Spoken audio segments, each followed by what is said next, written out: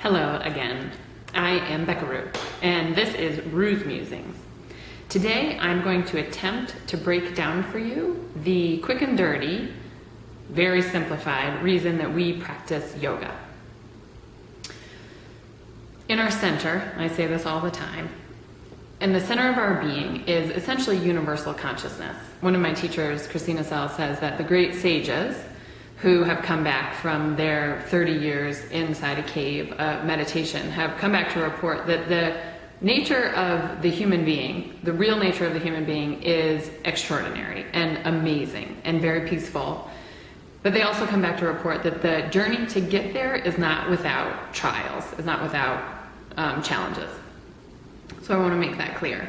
But I truly believe that in our center, we are completely whole. We know that we have everything we need. We feel so connected and complete and good enough in our center.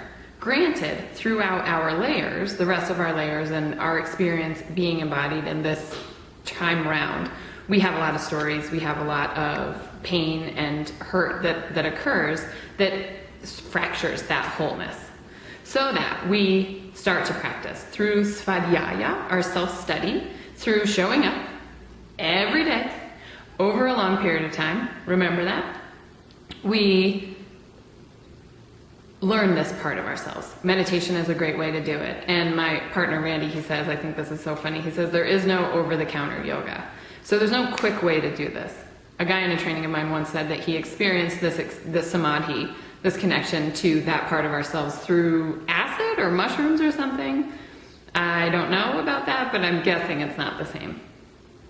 So that once we've connected to that part of ourselves, which takes a long time, dedicated practice, we get to, and here are some of the benefits, truly, and I'm so inspired by these.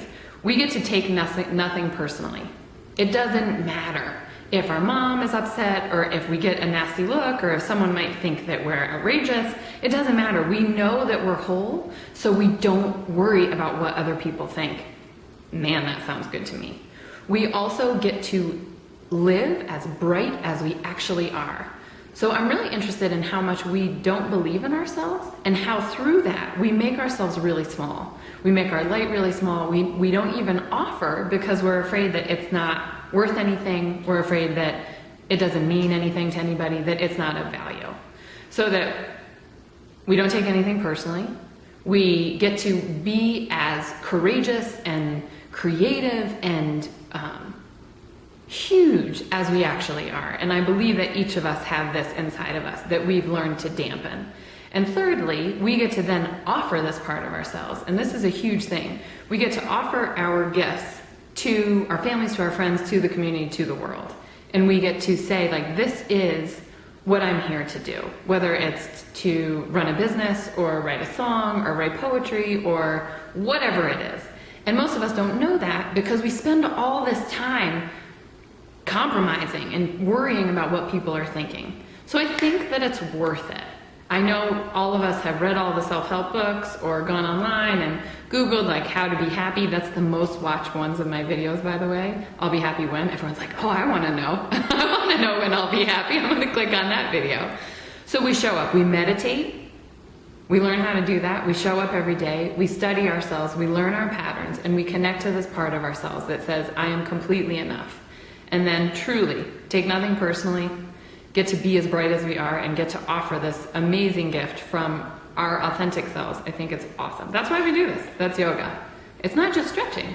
Who knew? I will see you next week. I think I do actually have a teacher interview next week, and let me know if you have questions, and please share this with your friends because it's magic, this practice. Bye-bye.